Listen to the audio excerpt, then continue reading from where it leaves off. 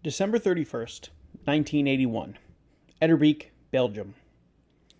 Sandwiched in between the European countries of Germany, France, Luxembourg, and the Netherlands sits the country of Belgium, a country with a historic, albeit bloody past.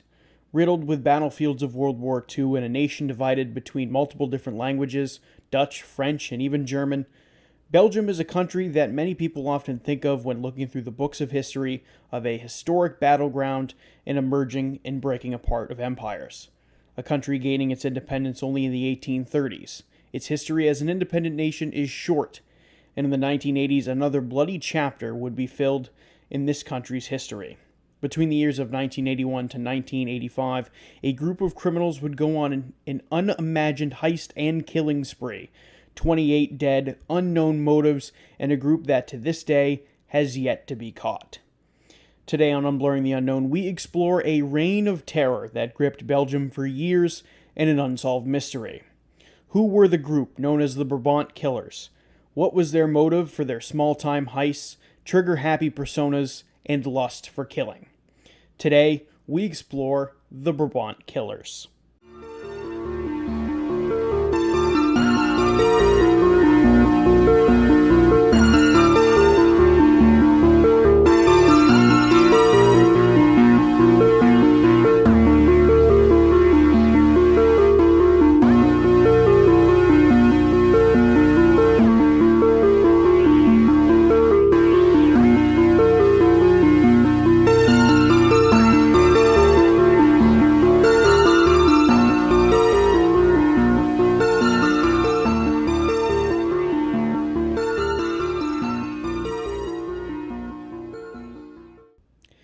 Welcome back to Unblurring the Unknown. As always, I am your host, Dominic, and I want to come out and state I want to apologize for my absence in the past few weeks or so. I think this is the longest time I have gone without posting a new episode in quite some time, and there are a couple of reasons for that. So I first want to come out and apologize for my lack of posting.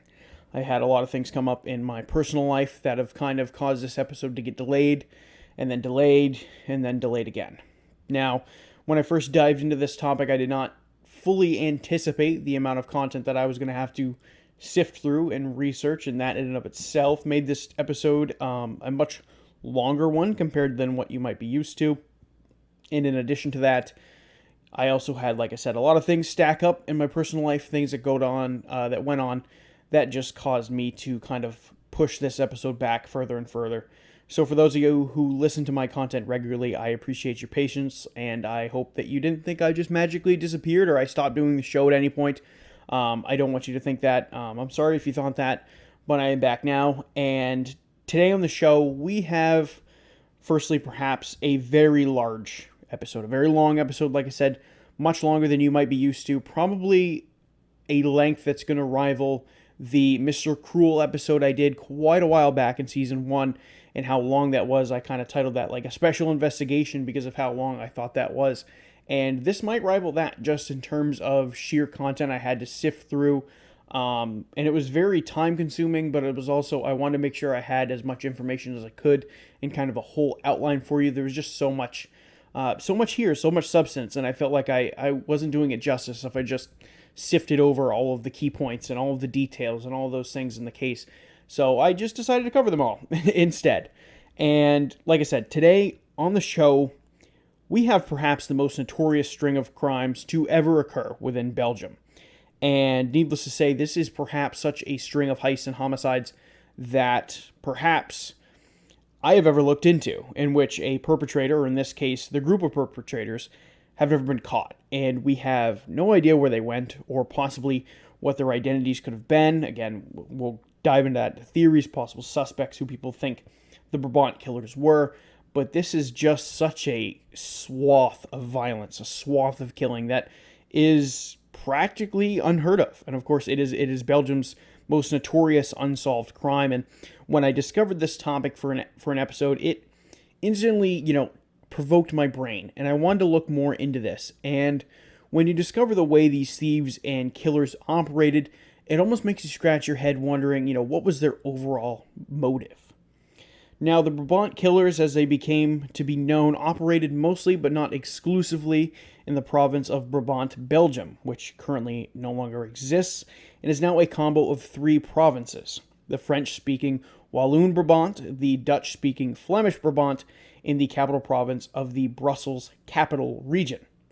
Now, most of the targets of the Brabant Killers heist would be supermarkets, specifically the Delhaize chain of supermarkets, for a reason we don't fully understand. Their brazen heists would sometimes involve them leaving with very little cash, or sometimes only opting to steal wine and food items as opposed to actual money. Coupling this with the robbers' brazen antics of firing their weapons unprovoked at civilians, this would include women and children, as well as firing upon police officers as they arrived at the crime scenes. Now, this case has had a lot of different sources of material out there. Some of it is consistent, but some other details, such as specific times, what crimes are attributed to the gang, and the amount of money they stole, remains a little foggy. So for that tidbit, I will try to find the most accurate and up-to-date information that I can for today's episode. So how today's episode is going to work is that we are going to venture into the crimes themselves. So the crimes this group would have committed during their overall crime spree in between 1982 and 1985. Then any possible suspects that we do have, and then get into some possible theories about who could have been responsible for these series of crimes. Now, the very first crime, before I dive into this here for a second, there's going to be a lot of locations that I talk about that are obviously in Belgium. And their pronunciations are really hard to pronounce, and there's a lot of instances of, just the wording in some of my research that I had to translate a lot of sources from Dutch to English. And the funny thing is that Google can do that for you, but a lot of the sources I used were originally in Dutch, and I had to translate them all to English. Like I said, thankfully Google can do that for very little effort. But I had to do all that, and there's a lot of locations, town names, things like that are really hard to pronounce. So I'm going to try my best to pronounce them without butchering them. I just want to come out straightforward, and if I do mispronounce anything, I do want to apologize. Again, I am not the greatest person ever at pronouncing things. So I want to come out and apologize before we dive into these strange Dutch names and these strange Dutch town names. However, the very first crime that would be attributed to this unknown group would happen well before it was common knowledge that this was a group of some sort, and it actually wouldn't be until after the first few heists were authorities starting to piece together details and sketches from eyewitnesses was when they started putting together the puzzle pieces that this was in fact one sole group operating together. And this was well before they earned the nickname of the Brabant Killers. And this crime spree starts on New Year's Eve, 1981, in Etterbeek, Belgium. There would be a theft at a gendarmerie barracks in Etterbeek, Belgium. Now, for those of you who do not know what the gendarmerie are, and like me, I have no idea what the gendarmerie are, the gendarmerie are a military police force that is acting in role of civilian law enforcement. So, in a sense, they are the police. They are just members of the military acting as the police. They are very common in France and parts of the world that speak French. So during this time, Belgium had a large gendarmerie presence, but it also had civilian law enforcement as well that would operate within these provinces, which led to a lot of hands in the pie, so to speak, when it came to law enforcement in Belgium.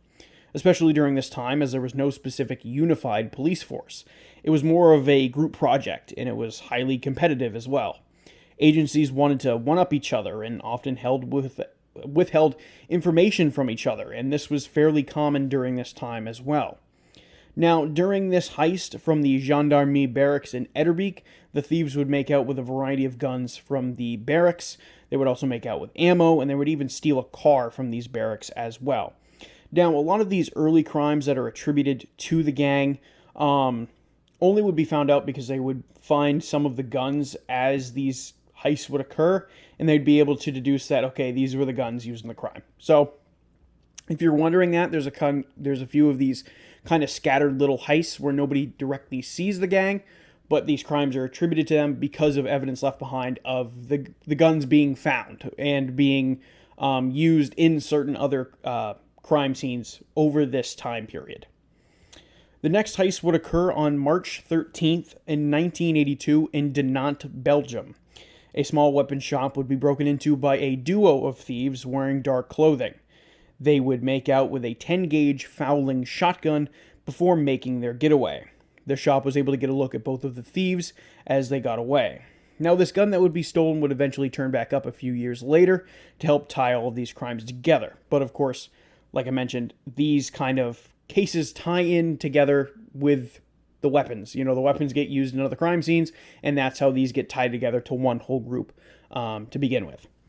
Now, during this heist, the owner of the shop was able to get a look at the two men who robbed the store as they made their getaway in kind of a pretty lackadaisical manner, to be honest. The first man, which the shop owner assumed was the leader of the heist, was a tall, skinny man, roughly 20 to 30 years in age, roughly 6'4", with light blonde or brown hair. The other man was shorter than the other, roughly 6 foot or slightly shorter, and much older, roughly 50 years old, and was in good physical shape for his presumed age.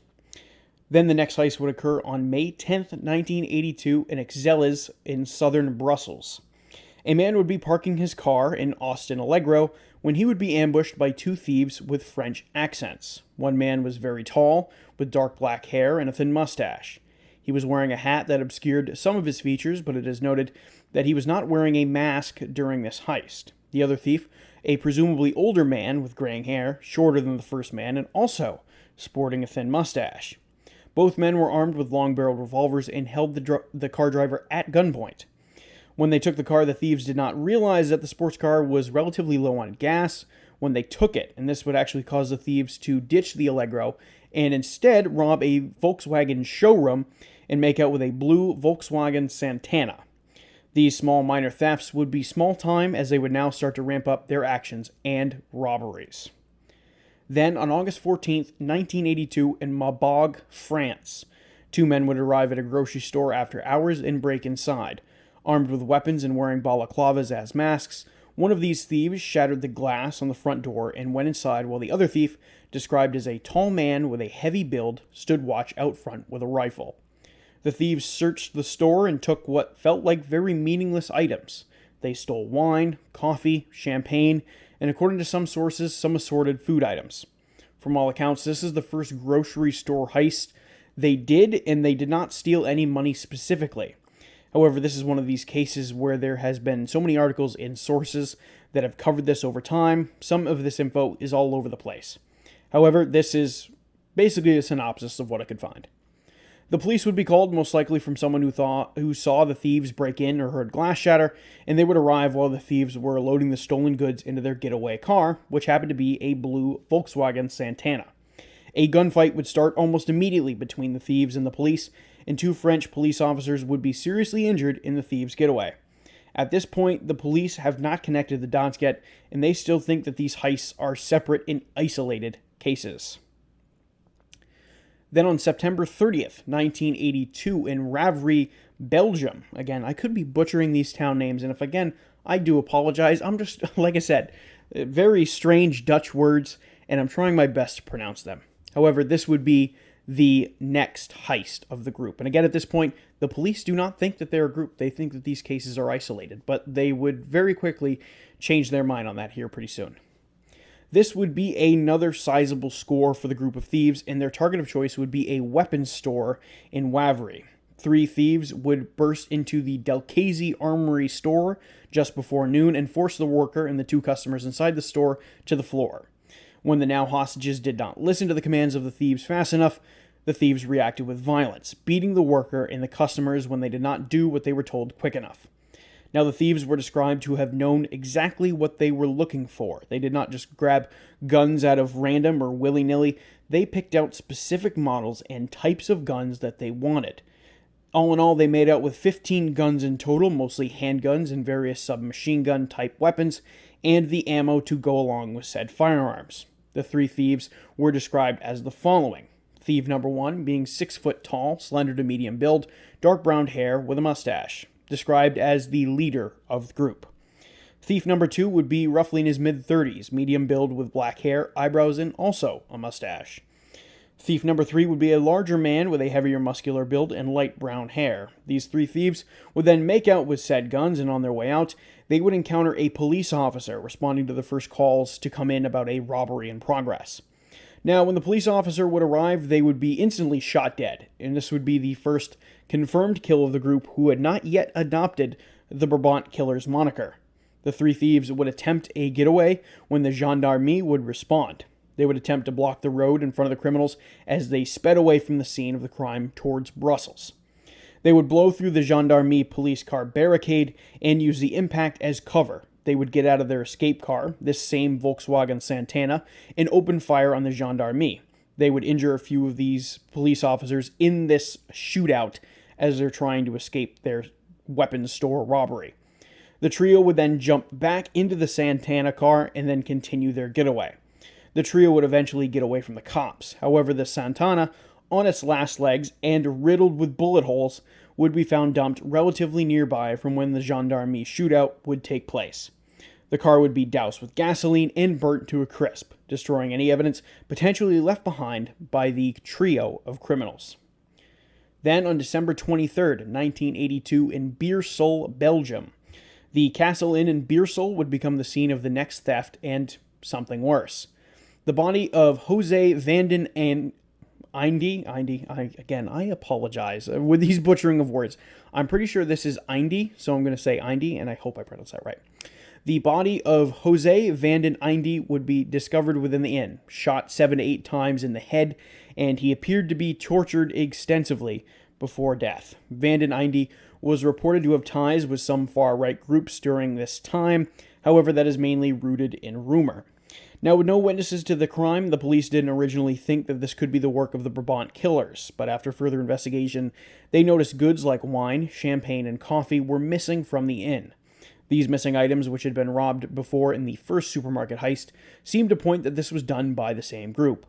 Forensics in later years would confirm that weapons used by the Brabant Killers were in fact the ones used to kill Jose Vanden Indy, but why the killers did it is the huge question, as no one seems to have an answer as to why Jose was murdered in the Castle Inn. Then, on January 9th, in 1983, in Bergen, Belgium, the body of Constantin Angelo would be discovered in the trunk of his taxi. Angelo was of Greek descent and worked as a taxi driver in the greater Brussels area. Now, the taxi in question, a black Mercedes 220, would be found on January 12th, and under inspection of Angelo's body, it would be found that he was shot multiple times in the back of the neck, seemingly implying that whoever killed him most likely did so from the back seat of his taxi. Also in the trunk was the taxi sign from the top of his car, implying that the killer or killers killed Angelo and took this taxi sign down in an effort to use the car for a prolonged period of time before dumping it. The crime would later be tied to the Brabant Killers, but again, much like the murder of Vanden Indy, the motive for killing Angelo seems lackluster at best. Then on February 11th, 1983, in Genval, Belgium, at roughly 7 p.m. at night, a woman walking into her job at a department store would be ambushed by a masked thief. The woman worked at a department store that was adjacent to a Delhaize supermarket. As these stores were right next to each other and smaller in size, I actually guessed when I was doing my research, it turns out that this department store that was next to the Delhaize supermarket, they were both kind of small, and they actually shared a kind of a combined money room in like a combined offices. So I guess that was actually a pretty common practice back then, and I had actually never heard of this. Maybe this was a Belgium thing. Maybe this is a European thing. Obviously, you think of America and businesses having their own offices, and they're all safe in their own safes and everything like that. But this is kind of strange. So I guess it was common practice back then to have these two businesses actually share storage of their profits in a money storage room that was shared between these two buildings. Now, the thief holding the woman captive was joined by two more thieves who were adorned with ski masks and black clothing and demanded that she take them to the money room of these businesses. While the first thief and the woman move into the money office, the second thief is quickly behind and starts to bag up the money. The second thief, described as much shorter but more aggressive, started taking everything he could see within the safes in the room. The third thief entered the supermarket itself. He threatened the store manager, customers, telling them to lay down on the ground. When it was time to make their escape, they wildly fired warning shots from their weapons into the air and all around the supermarket. Luckily, no one was hurt, and as the thieves moved outside, one of them actually targeted witnesses all throughout the parking lot. They just shot their guns at people who were in the parking lot. They were no threat to them.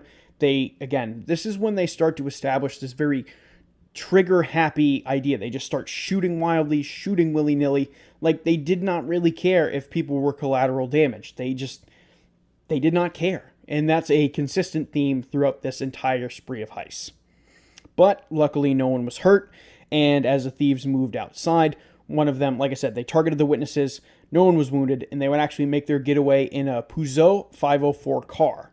Now, the description of the thieves was limited to the fact that they were wearing disguises, but the height of the thieves seemed consistent with what was being reported from the previous crimes.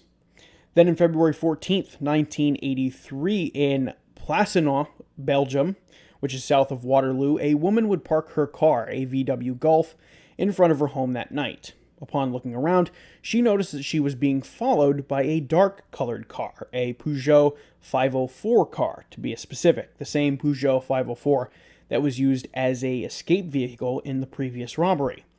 A man would emerge from the passenger side of the Peugeot 504. This man, roughly 6 foot tall, black hair, and a thick French accent. Again, this is consistent with the description of one of these three thieves that we have possibly encountered so far, and we know that to this point, there's at least three, and they seem to be roughly consistent through these robberies. Now, this thief would pull out a gun and threaten this woman, and they would steal the vehicle, and the driver of the Peugeot would follow then in tow, making out with, again, her VW Golf. Then, roughly a week later, on February 22nd in 1983 in Waterloo, Belgium, in the early morning hours, thieves would break into a car garage and steal an Audi 100. Now, this wasn't just any Audi car. It was a Audi car that was actually damaged during the heist of the Delhaize supermarket 11 days earlier. And the garage alarm would go off at 4 a.m. after the thief or thieves shattered a back window to gain access to the garage. Now, why the Brabant Killers targeted this car for this particular reason remains mostly unknown. They would not use this car in any heists, spoiler alert, and it would be recovered on March 3rd, seemingly just dumped. The best idea that anyone was able to come up with is perhaps that they thought the car that was shot by the thieves just shooting willy-nilly could have possibly contained evidence about their identities through bullet holes or bullet fragments or something like that maybe could have contained fingerprints of the thieves or something like that. However, this still seems very odd as, again, to this point, if they were so concerned about leaving all this evidence behind, they have seemingly shown no hesitation to use their weapons in any fashion up to this point. And we also haven't really seen them be exactly squeaky clean, especially not in the first instances where they weren't even wearing masks through all of this. But this is another big question mark in the case, as they just kind of steal this car and then they dump it and they don't use it for anything else. But we have to assume it was them, that it was the Brabant Killers that stole this car because they thought there could have been some type of evidence that was left behind inside of the car. Then, on 3 days later, on February 25th in 1983 in Uccle, Belgium, before March would hit, the thieves would target another Delhaize supermarket, this one in Uccle. A VW Golf would pull up outside of the property of the supermarket, the same VW Golf that they stole not too many days prior. Two men exited the car, and the third, the driver, stayed behind the wheel outside of the store. The first thief would enter the store carrying guns and threaten the staff and customers onto the floor and fired warning shots all throughout the store. The second thief, armed with some type of baton-like weapon, ran into the manager's office and demanded the money. He ordered the cashier at the supermarket to open the vault, and they said that they could not open it as they did not have the key, and needed another staff member with a key to come open it. This made the thief very frustrated, and he smashed a nearby phone out of frustration. Regardless, a staff member with the key would arrive, they would open the vault, and the second thief would begin loading up bags of money. The first thief, standing at the front of the store, would fire his weapon at a witness outside of the building and hit him, and he would fall to the pavement of the parking lot outside. Now, this person would survive his injuries, and the thieves would meet at the front of the store and take off back to the VW Golf they arrived in. Descriptions of the thieves were consistent with the other robberies, and they would make it out of this heist with roughly $15,000 to $20,000 in U.S. currency. Now, of course, there is Belgium currency, and I took the liberty of getting it converted, and a lot of sources already did this, converted it to roughly US dollars. So they made out roughly with $15,000 to $20,000 in US dollars, and this was back in the 80s. So that's a significant chunk of change nowadays. Not like it wasn't back then, but still kind of a small score, all things considered, especially if you're thinking, if they're just going after the money, that's an awfully small amount of money and seems awfully like a lot of hassle in terms of controlling the crowd and everything like that, just for the little score. But maybe that's just my own opinion. I'm not a criminal, and I'm not a robber. Then on March 3rd in 1983 in Holly, Belgium, on the same day the Audi that was stolen would be found dumped, the Brabant Killers would conduct another robbery, this time at a Colruyt branded supermarket. 3 thieves would enter the supermarket at around 7:30 p.m., and unlike the other crimes where we had really just 2 thieves while one waited as the getaway, all 3 of them would actually enter the store this time. The first of the thieves would stand at the front of the store and, like the other heists, order all employees and customers down to the floor. The other 2 would make their way to the office and encounter 3 employees. When the thieves arrived, the staff was conveniently counting money, and one thief stayed with them and demanded them load the money they were counting into plastic bags, while the third thief took the store manager into the other room and ordered him to open the safe. The employees, who were forced to the ground after helping the thief load up the counted money, heard a gunshot, and the store manager would be found killed in the other room with a gunshot wound to the back of the head, seemingly murdered after his role was done in helping the third thief open the safe. The 3 thieves would reconvene at the front of the store and flee in the VW Golf. While leaving the store, they fired their guns wildly into the store to keep everyone on the ground a little while longer while they made their escape, and they would make out with roughly $30,000 in converted to US dollars. On June 8th, 1983, in Eigenbrakel in Belgium, and again, some of these names are, I hope that I'm pronouncing them right, and some of them make me laugh, and I'm not laughing at the town names, because I would say American towns are sometimes pretty goofy as well, but Eigenbrakel is kind of a cool one. Now, not all sources I checked kind of listed this, but a majority of them did do that there would be a theft of a vehicle during this time that would occur, and it would be put in as a connection to the Brabant Killers, and it bared a lot of resemblance to the heist of the Audi just a few months prior. And it would involve a thief or multiple thieves breaking open into the Denuit garage, and after gaining access to said garage, they would open the door to the garage for the other thief or thieves. So one breaks in, they would open the door, and the other ones would go inside. They would attempt to steal a variety of different cars, but ultimately they would settle on and steal a Saab 900 Turbo that was dark gray in color. Before leaving the garage, a thief would shoot and kill a German Shepherd dog that was in the kennel in the garage for seemingly no reason. Now, this would fit a profile of the type of vehicles the thieves seemingly went after. Small, dark-colored sport sedan-like cars that had enough horsepower to outrun whoever and whatever they came in contact with, or whether or not that would be the gendarmerie or other police forces. Now, I also wanted to include this one in the collection of crimes. Like I mentioned, it was mentioned in a lot of them, in a lot of the sources I checked, so I wanted to include it as well. But also, who shoots a caged dog? It just adds to the list that these people are dirtbags. They're killing people and they're killing caged dogs for some reason, and it's ridiculous, and they're dirtbags. Then on September 10th, 1983, like we have not had enough heists in the year of 1983, in Tempsey, Belgium, the next target of the Brabant Killers would be the Wittek van Langdenham textile factory. Now, you might be wondering, a textile factory? Why would they rob that? Now, on the surface, this would seem abnormal. However, there was a target they had in mind for their heist. During this time, the textile factory had entered an agreement with Belgian police to start making bulletproof vests for the police force, a far cry from their usual textile production materials. However, this idea that the Langdenham textile factory would be starting to make bulletproof vests for the police force was not common knowledge. This was not disclosed to the public. And yet somehow these thieves, the Brabant Killers, knew these vests would be manufactured here and could steal them before the police could get to them for themselves. The Brabant Killers would use a cutting torch to gain access to the factory, and when arriving inside, they would find a security guard working the night shift, and his wife was visiting the factory as well. They would shoot and kill the guard and then seriously injure his wife with gunfire as well, and go on to steal the bulletproof vests. People in the surrounding homes would be alerted to the sound of gunfire and start to open their windows and look out to investigate. Now, upon noticing that the killing of the guard attracted unwanted attention, some of the thieves took to firing their guns wildly at the houses of the witnesses who heard the gunfire. Witnesses, they hear gunshots, they want to investigate, they're looking out their windows, hey, what's going on? Just to be shot at wildly by a group of thieves who were robbing the textile factory, Still, they're trigger happy, they're violent, they're aggressive, they don't care about collateral damage, and for some reason it seems like everything is a target. Then, another week later, on September 17th, 1983, in Nivelles, Belgium, the thieves would target another Colruyt supermarket in Nivelles. They would use cutting torches and break into the back of the supermarket and rob the place.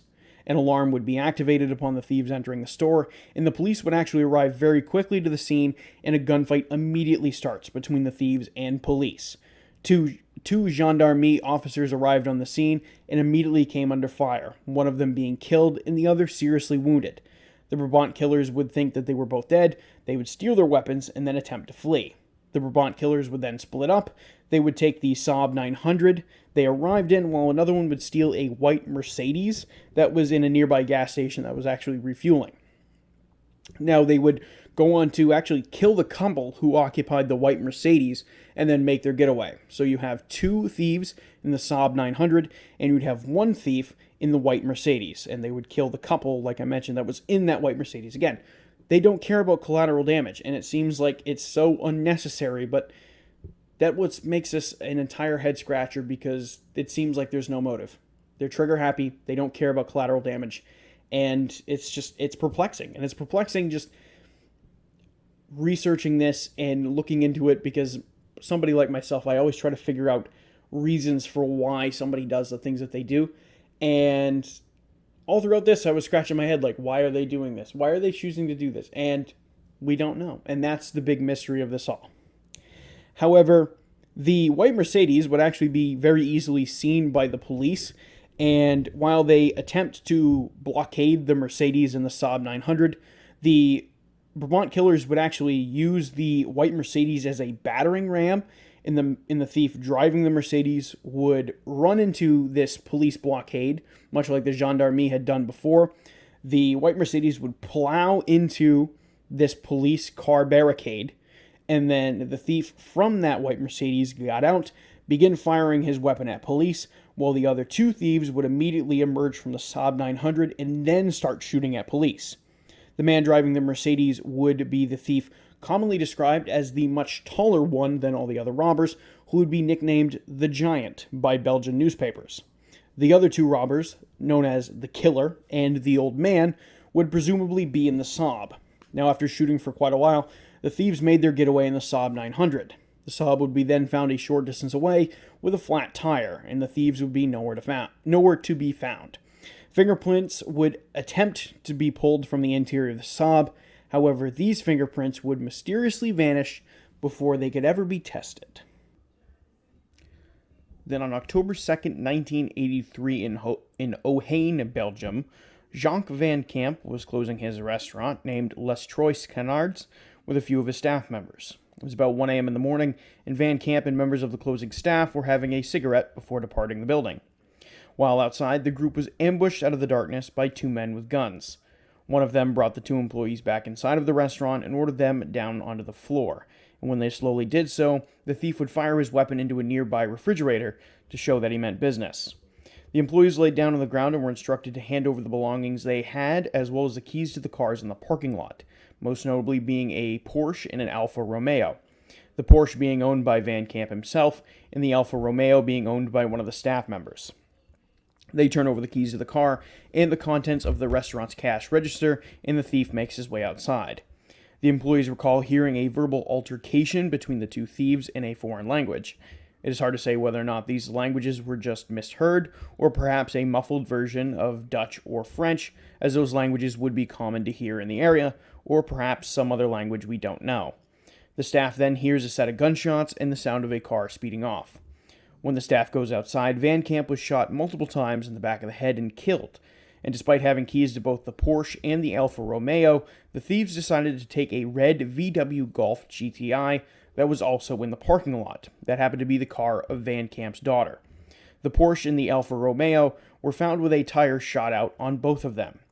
The reason for taking the VW Golf GTI over the Porsche and the Alfa Romeo remains unknown. At this point, the original VW Golf had provided itself as the primary getaway vehicle, and perhaps at this point they preferred it over the Saab 900 they stole and had to ditch during the most recent police shootout. Perhaps it could have just been a case of pure preference that led to an execution-style death of Van Camp. Then the next heist on October 7th, 1983 in Beersel, Belgium. At around 8 p.m. that night, a black VW Golf would pull into the parking lot of another Delhaize supermarket, this time in Beersel. And also, just a little knowledge nugget, this VW Golf would be the same red VW Golf GTI that was stolen from the Van Camp murder. It just happened to be painted black and the license plates switched out. 3 men would emerge from the VW Golf and make way for the front entrance. They would grab a man walking into the store and use him as a hostage as they entered the front door. Customers and staff were alerted to the presence of the thieves, and the manager would come forward to confront the thieves and would be immediately shot and killed. Other employees would be shot at as well and injured. Now, the thief with the hostage at this point moves to the register area of the store and stands there with the hostage and runs crowd control, while the other 2 robbers head towards the money and the safes. Rinse and repeat, much like the last robberies. The man standing with a hostage at the front of the store is reported by witnesses to most likely be the Giant, as he was much taller than the other 2 thieves. As the other 2 thieves move into the back offices, one stands guard in the hallway, while the other starts loading the plastic bags with money. The thief in the hallway had a tattoo on his arm, and witnesses said he seemed older than the other thieves. Now, this would most likely make him the old man, and then, of course, the other man filling the bags, who was not as tall as the Giant, would, by process of elimination, make him the Killer. A moniker that was assigned to him, as it seemed like he was the one with the itchiest trigger finger out of all 3. They all had, obviously, no hesitation shooting at people or anything like that, but the Killer, by most reports, did all of the killing, or not all of the killing, but a majority of the killing, and such. The Killer was born, the moniker it was, that is. Now, once they gathered the money, they met back at the front of the store and fled in the VW Golf with another rough $30,000 in US dollars in profit. Then, on December 1st in 1983 in Anderlecht, Belgium, the Brabant Killers would take another few months off from robbing and killing people, which is awfully kind of them, not to make jokes, but that's just how I'm able to make it through serious topics like this without it being kind of super depressing. At around 6:30 p.m. that night, the thieves would target a jewelry store owned by Jean Smymusic. And again, I hope I pronounced that right.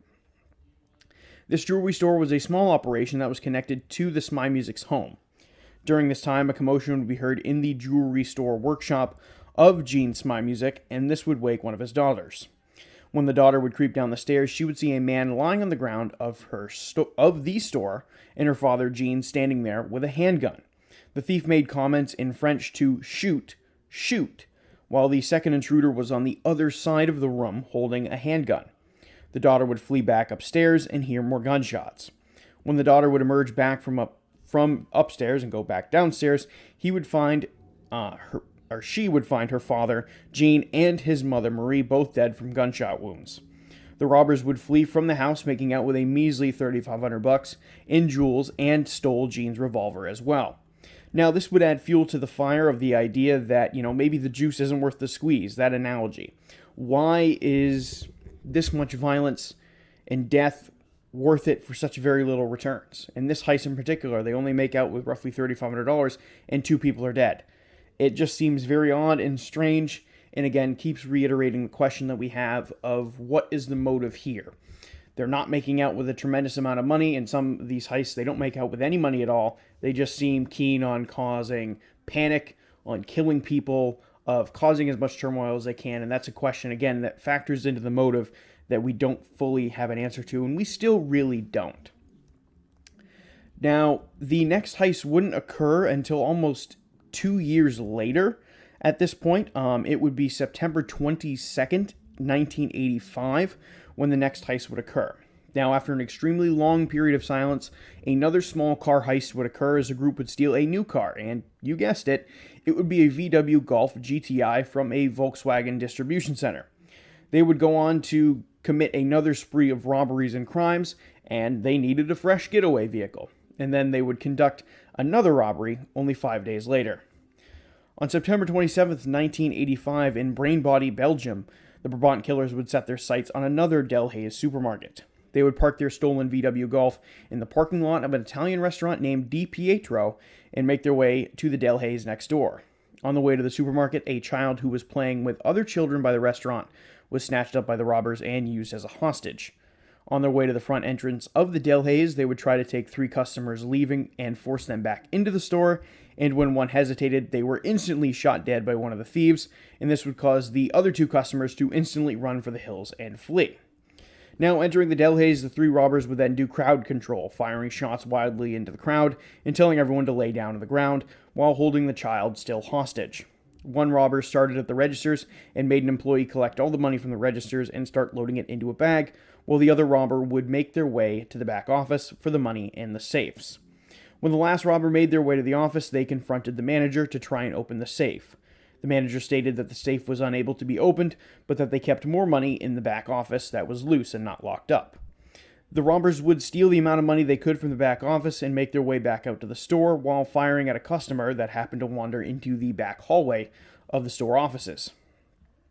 This robber would meet back up at the front of the store and would then meet up with the other 2, and they would make their way out of the store still with the child hostage.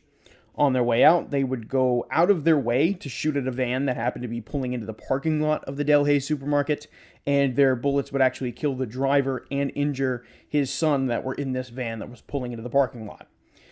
Then they would make it back to their VW Golf, they would let this child hostage go, and make their getaway with roughly $20,000 in their pocket. Then on September 27th, 1985, in Overijse, Belgium, now for the first time in the series of crimes, the Brabant Killers would actually pull off 2 heists in the same day, and lo and behold, on September 27th, their target would be another Delhaize supermarket, this one in the town of Overijse. The robbers would park their car next to a store adjacent to the Delhaize, and all 3 of the robbers would exit the vehicle. They would make their way to the store while staying hidden behind some bushes and encounter another group of children playing. These 3 children would see the thieves, and the thieves would ask them to get off their bikes. 2 of the 3 children would immediately ride their bikes away. However, the third one, who did stay and got off their bike, was immediately shot dead on the spot and killed for seemingly no reason. The thieves would then make their way towards the store and would snag a hostage outside and make their way into the supermarket. In a rinse and repeat like fashion, the thief with the hostage stood at the front of the store and ran crowd control and basically shot at anything that decided to move. They shot blindly into the aisles and around the registers, and 2 of the thieves would make their way towards the back offices. They would grab the loose cash they could and actually make out with the entire small safe from the back office. As they returned from the offices, one of them carrying this small safe, they would then circle back and empty out the cash registers at the front of the store. Upon leaving, they would shoot wildly at a car entering the parking lot and shoot and kill a man who was trying to flee to his car in the parking lot. They would make it back to their escape vehicle, which is assumed to be the same Golf GTI, and before they hop in, they would actually kill the hostage and shoot them numerous times point blank. They were then reported driving away towards Brussels. Now, between these 2 heists committed on the same day, they would make out with roughly $80,000. But to a certain extent, it didn't seem like these heists were about the money. But of course, I will dive into that here in just a little bit. Then on November 9th in 1985 in Aalst, Belgium. At this point, the police were monitoring local supermarkets like hawks and regularly checking in. Sometimes they would even disguise themselves within these stores in an effort to try and catch the Brabant Killers in the middle of a heist. On November 9th, 1985, police officers would finish a check-in at the Delhaize in Aalst, Belgium, and leave the store. From the other direction in which the cops left, a VW Golf would arrive, and this would be at roughly 7:30 p.m. Now, this would be perhaps the greatest convenience known to man, Or perhaps that the Brabant Killers had knowledge about the police officer patrol routes and knew when to act and when not to. This would end up being the worst of the heists in terms of the bloodshed. The three thieves would exit their VW Golf in all black clothing and wearing carnival masks and carrying multiple guns apiece. They would park in the parking lot of the Delhaize store, and the second they left their car, the gunfire started.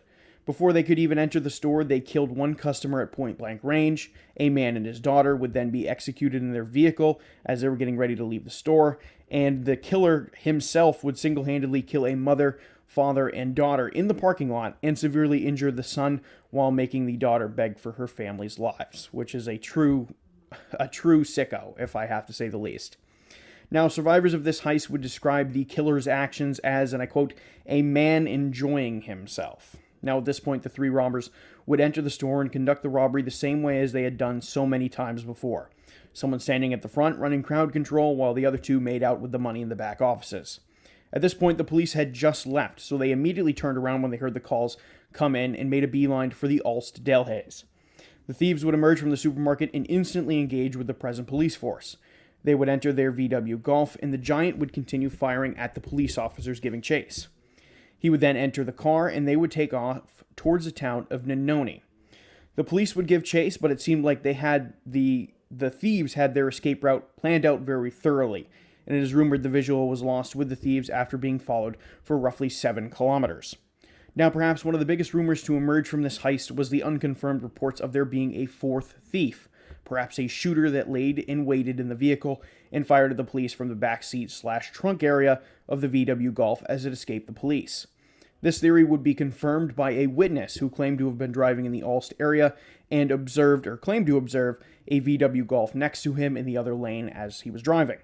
He would look into the car and see a group of 3 suspicious-looking men with what looked like another man lying down in the back seat who was slightly hidden and facing the trunk of the car. The 3 men in the VW noticed the witness looking into the car and gave him a stern look, and the witness turned right back towards facing the roadway. Now, in addition to this witness, you had another witness come forward as well and say that they saw a man at a gas station observing the Delhaize from across the street.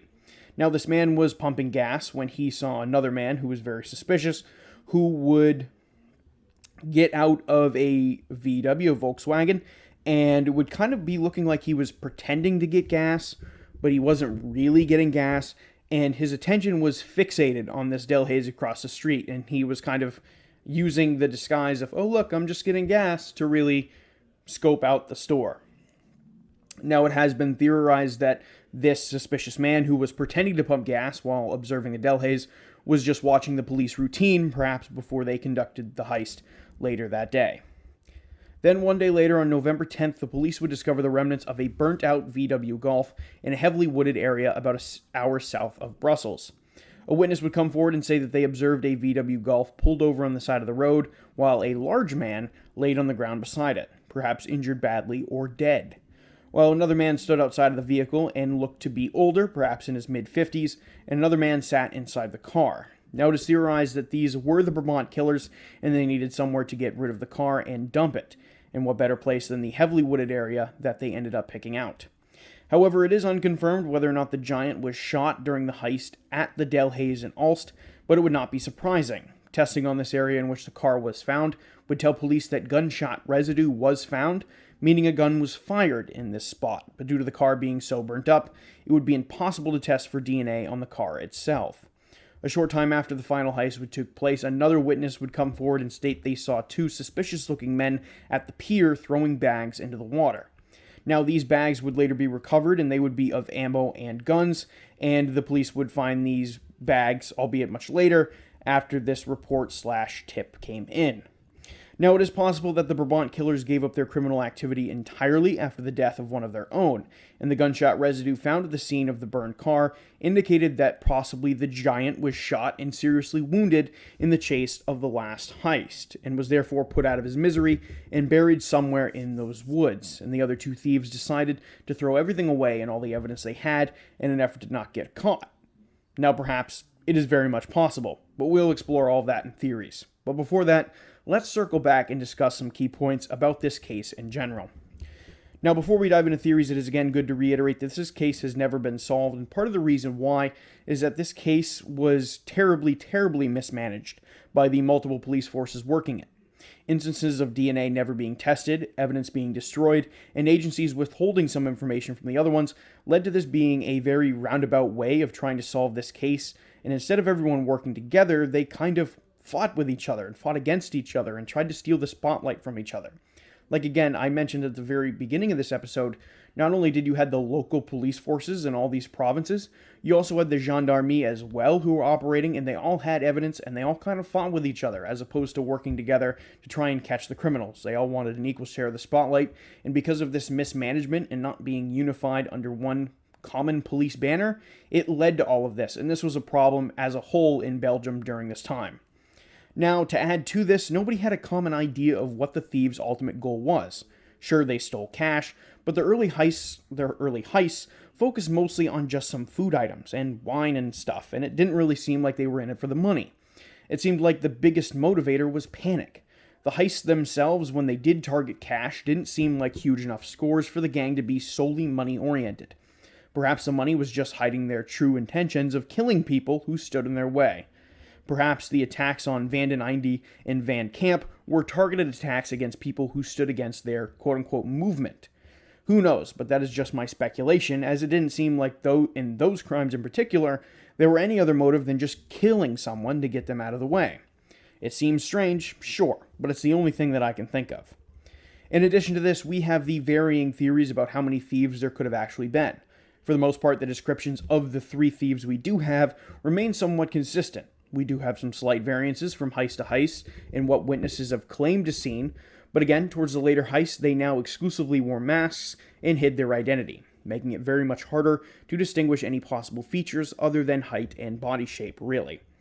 Whether or not there were any more than 3 thieves remains a question. However, we know for a fact there were 3 thieves, and a possible 4th accomplice in the last heist, but that is just rumored.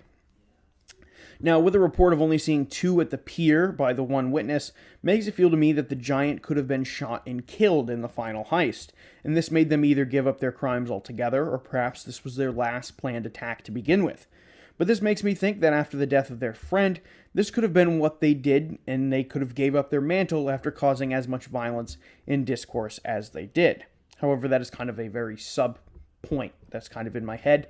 But with all that being said, I think this is now finally a good time to tie in theories, and there are quite a bit of them, with all their own kind of twists and names to faces, so try your best to stay with me as much as you can. Now, this will be kind of a joint theories/suspects list, some that the police have investigated for quite a while, some groups that have kind of been rumored to be theorized in it, but really no evidence against them, so it's kind of a large collection of a suspect pool for today's episode. Now, the first suspect/theory I want to dive into is a man named Patrick Hamers. Now, Patrick Hamers was a Belgian criminal most known for his robbery of cash transport vehicles and even the kidnapping of former Belgian Prime Minister Paul van den Booyenans. Hamers' father owned a very successful nightclub, and it was through Patrick's experience with the nightclub that he got involved with the criminal world, and even though the nightclub life was a glamorous and rich one, it still did not provide Patrick enough cash to enjoy what he really liked doing, which was dabbling in drugs regularly and getting into luxury cars and going out and about.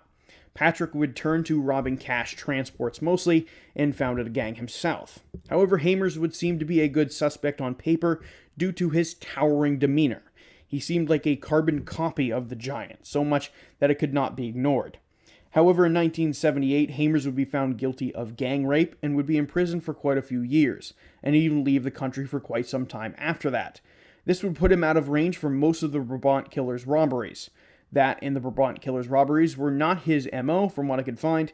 He did not kill anybody during his heists, but I could be mistaken on that.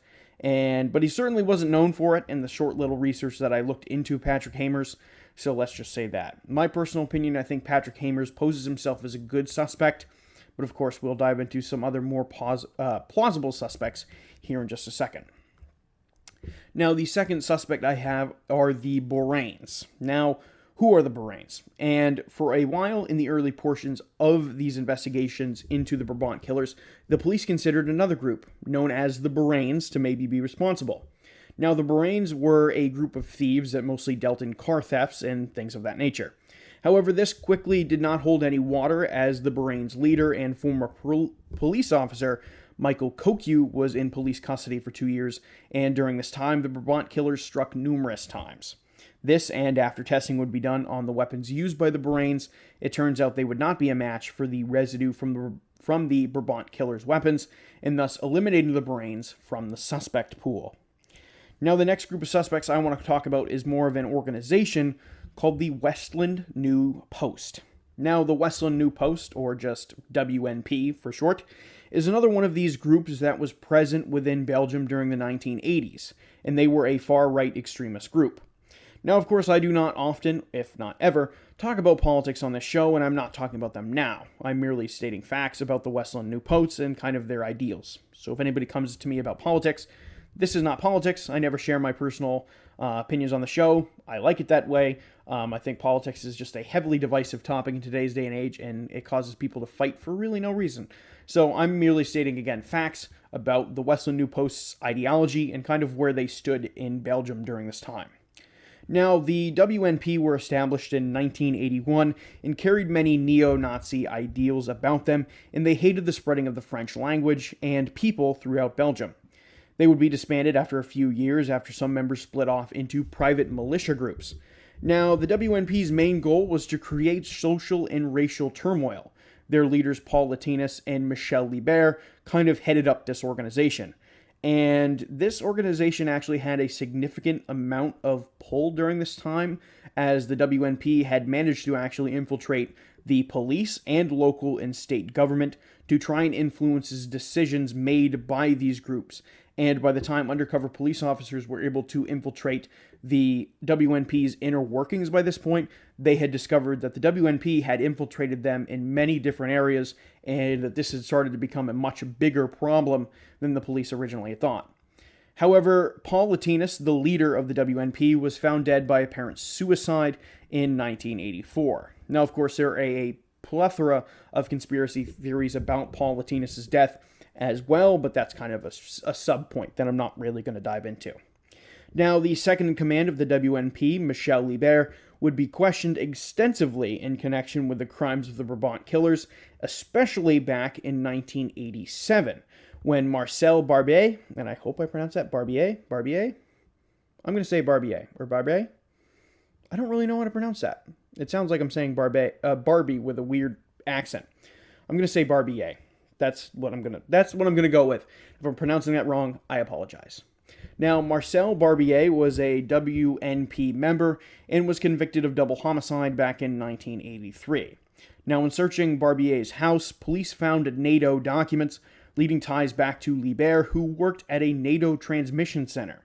Now, Michel Libert has not formally been charged, but has remained a top suspect with their ties into government and the police force. Now, as recent as 2014, has Michel Libert been questioned and is still listed as a suspect, and Belgian state TV station RTBF had alleged that a Westland New Post had done reconnaissance. Actually, the Westland New Post had done reconnaissance on some of the stores that would be hit by the Brabant Killers, but that is merely a rumor and all speculatory with no evidence to back it up.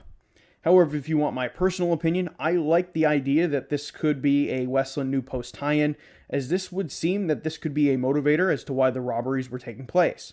Not because the Brabant Killers wanted to make a quick buck, but rather cause chaos. Now, it would seem ironic, though, if in fact the robbers were heard by multiple witnesses speaking a different language, especially if this group had, far-right ideals or neo-Nazi ideals. If this group hated the expanse of French immigration into their country, it would be kind of ironic if they were speaking French. However, that is just my 2 cents, though. Now, the next theory/suspects pool I want to dive into is called Vlaams Blok. And in summary, this is another group of dirtbags. The Vlaams Blok was a political party turned hate group in a sense, and much like the WNP, hated the influx of immigration into Belgium and instead supported Flemish nationalism.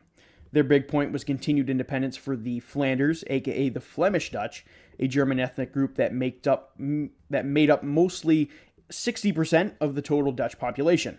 Flanders being a region in northern Belgium where the Flemish Dutch first originated from. And of course, once you add in the idea of Belgium being this melting pot of Europe with influences from France, Germany, and the Netherlands, with each one of them making up this piece of this large and diverse European cultural triangle. Now, Vlaams Blok looked at non-European immigration as a threat to the Flemish people. This would imply that Vlaams Blok played a hand in harboring the Brabant Killers and used them as a group to incite chaos and perhaps enact larger change within the justice system, essentially making the Brabant Killers merely a tool used to enact stricter laws and perhaps unfairly target immigrants, whether that be non-European immigrants or even the French. Now, this does sound very interesting and could be something worth noting with the inclusion of the idea of the thieves speaking, a quote-unquote foreign language, and this being used as a motivator to say perhaps these attacks were being conducted by immigrants, that Vlaams Blok could say, hey, the Brabant Killers are immigrants. These attacks are being conducted by immigrants. But maybe, again, this is all speculatory. And it is slightly possible that, again, somebody could have interpreted one of these languages being spoken by the Brabant Killers as Dutch, French, or German. That these could have been muffled, they could have misheard something, they could have heard something that sounded like a foreign language, but when in fact it could have been, again, one of these three languages. Like I said, you had Dutch, French, and German all being spoken within Belgium, and it is slightly possible that someone could interpret one of these languages into something it wasn't. Now, again, if you were hearing one of those languages from afar that you might not fully be familiar with, it could be possible that you were mishearing something and you could be interpreting that, again, as a foreign language. Now, of course, I like to play devil's advocate, and you can kind of see both sides of this as well, but you also have some witnesses also saying that the thieves spoke French. So you have a whole lot of witnesses who all claim these different things, and unfortunately that doesn't help narrow down any motives or any leads of any sort. Now, this next theory/suspect I want to go into is a man named Juan Mendez. Now, Juan Mendez himself was cleared as a suspect. However, his ties to other suspects is what makes him particularly interesting. Juan Mendez was an avid gun collector and worked for the large gun manufacturer FN Herstal. Mendez collected an assortment of firearms of all shapes and sizes, and his collection would end up being robbed in 1985 when he was at work, and investigators theorized that it was possible that one of Mendez's guns were used in the Brabant Killers robberies. Now, Mendez speculated that his collection was stolen by someone who was an acquaintance of his, a man who was a former police officer turned private investigator named Madani Bahush. However, we will dive into him in just a second. Mendez kept in touch with Bahush since they were still friends after all, and even though he long suspected Bahush of stealing his weapons collection. In January of 1986, 2 months after the end of the Brabant Killers' reign of terror over Belgium, Mendez began to move more seriously into where his weapons went off to and who stole them. And he still had his hunch that Madani Bahush was responsible. It is rumored that on January 7th, 1986, Mendez went to meet with Bahush. However, that would be the end of Juan Mendez's story. Mendez would be found murdered in his VW Passat, shot numerous times at point-blank range. His time of death was roughly 8 a.m. that morning. Now, whether or not Bahush murdered Mendez remains speculatory and unknown. However, no one or not Bahush murdered Mendez remains, like I said, speculatory, and no one else really knows any other possible suspects as to who might have killed Juan. Now, Juan's brother Jose has stated in interviews that his brother was kind of a little bit of a nerd, and that he had his fascination with weapons, but would never commit any crimes or anything of the sort, let alone be involved in any right-wing extremism like Bahush was theorized to be involved in. Mendez himself is not a suspect, but Madani Bahush and his partner Robert Bayer very much were. Now, this leads us into our next group of suspects, and perhaps the most substantial of Bahush and Bayer. Perhaps the most significant suspects ever to be found for the Brabant Killers robberies, Madani Bahush and Robert Bayer, police officers turned private investigators turned life of crime, is significant. Madani, who also went by Danny Bahush, was the son of an Algerian father and a Belgian mother. And in 1974, when working for the Belgian National Guard, is when he would first meet Robert Bayer. In 1977, they would join the Brussels Special Council Brigade and be assigned to a group to focus on drug crimes. Bayer and Bahush gained a reputation of walking the line of legal and not legal, and this would get them into trouble repeatedly throughout their time in the police force. In the early 80s, they were assigned elsewhere to smaller police groups, as it turns out their juice wasn't worth the squeeze, as they were getting in way more trouble for what it was worth. In addition to this, it is theorized that while still in the police force, Bahush and Bayer were using their informant connections to commit robberies with this inside information and then skew evidence to paint themselves away from these crimes. However, that is just speculatory. In 1983, they would then both leave the police department and create their own PI firm. This allowed them to operate as they did as police officers, except breaking a lot more laws in doing so.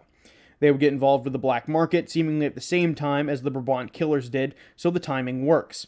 The timing fits even more with the arrest of Bahush in connection with the Mendez murder and going to prison for 2 years, only for the case to fall short and Bahush be released. Bayer would also have a short stint in jail as well, and then flee the country and head to Spain. Now, the timing coincides with the Brabant Killers' cease of operations, and most notably in 1989, the pair would be involved with the murder of a diamond dealer in Antwerp, Belgium. That would see them both get significant prison time. Bahush ended up getting 20 years, and Bayer got 14 years.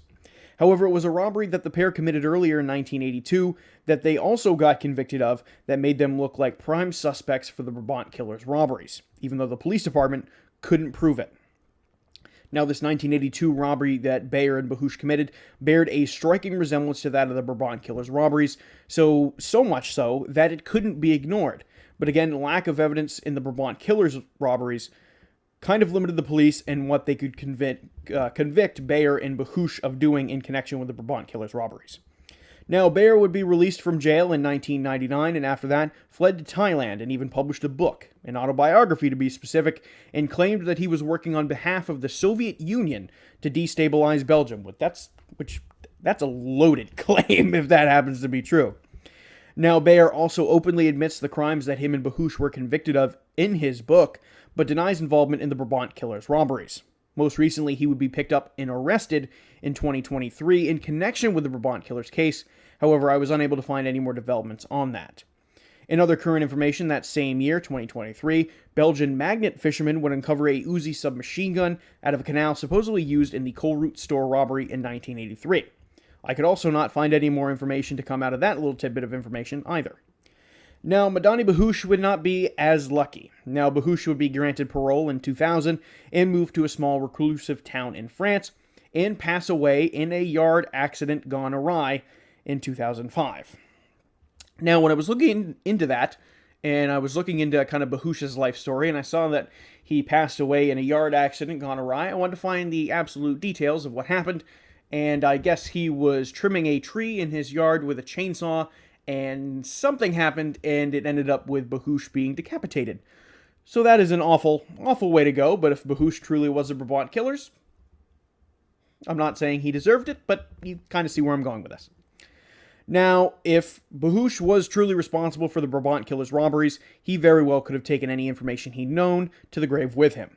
Now, upon investigation of Bahush's home in France, police would discover documents with information about the Juan Mendez murder, as well as documents and correspondence with Bahush's involvement with the far-right extremist community. They would also find a riot gun that bore a striking resemblance to the one used in the Brabant Killers robberies, and even though that riot gun would be cleared as a weapon not used in any Brabant Killers robberies, the resemblance is one that some people and theorists cling to as something more than just a coincidence. Now, in regards to my own personal theory and my own personal kind of suspects pool, here it is, I'm going to lay it all on you. I think the most plausible theory is that, in fact, is Bahush and Bayer, with perhaps help from a third unknown person being the old man, or being the quote-unquote old man. Bahush was stated to have anger problems, and even Bayer himself would critique Bahush for being almost too aggressive to the point it would scare clients away from their PR firm. This would kind of match up with the idea of one of the thieves being described as very overly aggressive. This would match up with Bahush's behavior. Now, theorists have liked the idea of Bahush being, quote-unquote, the killer because of his slender build and, like I said, overall aggressive demeanor, whereas Bayer, who was taller than Bahush, has been credited as a possible candidate as the giant, in some cases, just because of his sheer height. However, it has also been theorized that Michel Libert, former second-in-command of the Westland New Post, who was also extremely tall, could have been the quote-unquote giant. However, Michel Libert has pretty much threatened legal action against a current accuser back in 2018 who claimed he was the giant of the Brabant Killers, and Michel Libert said he was going to take them to court, and has claimed numerous times that he was not involved with the Brabant Killers. However, if you ask me, Beyer and Bahouche make the most sense. They would be former police officers and gendarmerie, so they would have some idea of their police patrols. They would have formal weapons training, and given the heist back in 1982 that bore resemblance to the Brabant Killers heist, also points in their direction as being the most likely candidates. However, the questions that still remain are motive and the old man. Who was the old man for the Brabant Killers? If anything, he appeared in the earlier heists where it seemed like it was just the killer and the old man doing the heisting. Could this have been an older accomplice of Bahouche that he used before inviting Beyer into the fray? This is certainly a possibility. However, the old man we can't seem to identify or have a good candidate for him. However, this is what I think, and I'm going to go rapid fire here again to summarize all of these points, so stay with me. In my opinion, Robert Beyer was the giant, Madani Bahouche was the killer, and the old man is an unknown third party. Beyer and Bahouche were in their 30s during the 1980s, so neither of them could have been the old man. However, their age matches up with some of the heists and witnesses describing what their age roughly was. Now, Bahouche and Beyer must have had some type of inside information from the police station on patrols, and especially on the bulletproof vest factory. Now, that in and of itself is not just a lucky coincidence. They knew the vest would be there, making me think that there was a rat within the police helping Beyer and Bahouche commit these robberies in some sort of extent. Now, I also think that Beyer and Bahouche had some sort of ties to any type of extremism plot, most likely a right-wing extremism type plot, because it was clear they weren't in it for the money. This is very much apparent. They were in it for some other reason, and it was not financially motivated. However, possibly, again, one man of the gang, maybe the old man, maybe he went to jail for a few years. They were dormant between 1983 and 1985. That's the only way it kind of makes sense. Or perhaps one of the two, either Beyer or Bahouche went to prison. I think one of the three suspects went to prison between 1983 and 1985, and that is why they ceased operations. Now, the gang ceased operations entirely when Bahouche would go to jail for murdering Juan Mendez. That timeline fits. They pretty much stop in November, and of course they've taken little month-long hiatuses before. They commit the last crime in November. Witnesses say they've seen them discarding weapons, so either they ceased operations after that last heist, or whatever it may be. But then you have in January of 1986, Juan Mendez gets murdered, Madani Bahouche goes to jail, and the BK, or Brabant Killers, BK, I just put that in my notes to abbreviate my extremely long notes. The Brabant Killers then go to cease their operations when Bahouche goes to jail. That timeline, I think, fits. Overall, I think that the Brabant Killers were definitely affiliated with some far-right extremism group overall, and they were using fear and maybe using that fear, again, to spread messaging that parties such as the WNP and the political party of the Vlaams Bloc is the right way, quote-unquote right way, to help restore Belgium back to the state in which they wanted it to be. I think that the Brabant Killers, even if they weren't directly tied in with either the Vlaams Bloc or the Westland New Post, definitely liked their ideals and was a tool to help spread chaos and make some money in the process. I have it hard thinking that perhaps a political party like the Vlaams Bloc would have outsourced the Brabant Killers to cause this fear because people died. Men, women, and children all died, and seemingly for no reason. They weren't killed because of their ethnic background, they were killed in cold blood for no reason. The Brabant Killers supported possibly the Westland New Post's ideals and even the ideals of the Vlaams Bloc, but at the end of the day, I think they liked spreading hate and liked spreading fear, and used the ideals to further their movement, and with the ideals of the Westland New Post infiltrating the state government, even the police, the Brabant Killers had resources to help further their crime spree. However, that is all my own personal thoughts. Again, the biggest questions that remain of this, I think it was Robert Beyer and Madani Bahouche. Those are the two most likely suspects. Unfortunately, any secrets that Bahouche had, he took to the grave, and perhaps we'll get some developments with the arrest of Robert Beyer currently. And of course, we have no idea who the old man could be. I honestly don't know. I didn't find any sources that I looked into that proposed alternatives to who the old man could have been. So that man remains a mystery. However, overall, I think in that theory and everything that I laid out, it kind of fits. There might be a few holes in there. Nobody really has an exact, surefire theory that covers everything because it's next to impossible. just giving the entire swath of crimes that were committed. 28 people dead, over 40 injured over a 3 to 4 year time span is virtually unheard of. This crime spree gripped Belgium for those 4 years, and it is the largest and most notorious unsolved crime in Belgium's history. And that is part of the reason I wanted to cover it for this week's episode. Again, I covered it at the top. I apologize for my lack of posting in the past few weeks. I know it's been quite some time, but I was looking into this episode, like I said, and it just gradually got pushed back, and then things in my personal life popped up, and unfortunately, they had to take priority over the show. But with that being said, that is my personal theory on the Brabant Killers. I hope eventually it gets solved. I mean, it's been so long. It's been over 40 years, just about 40 years, since the last crime in 1985. And I hope that there is some type of closure for those of the victims. We're able to figure out who committed these crimes. Hopefully, my fingers are crossed. But very, very interesting topic. Very loaded topic. I want to cover it as much as I could. There was probably some details that I brushed over that other people have gone into before. But I wanted to cover the Brabant Killers in their entirety. You could dive into the entirety of just kind of the foothold that right-wing extremism had in Belgium during the 1980s. I could have spent 45 minutes to an hour just talking about that, just based off of the very preliminary basic research I did into that for this week's episode. But it wasn't entirely relevant to the Brabant Killers themselves, and there was other little tidbits of that too that I could have dived into. But again, this episode is already very, very long to begin with. But with that all being said, again, I really appreciate you checking out this week's show. I don't believe I did it at the top of the show, but if you are listening to this show on Spotify, please turn on post notifications so you get notified every time I post a new episode. If you're listening to this on YouTube, please like, comment, subscribe. It helps me out within the algorithm, and I greatly appreciate it. But with that being said, that's going to do it on this week's episode of the Brabant Killers. A very long one, and I hope you all enjoyed it, and I will see you all on the next one.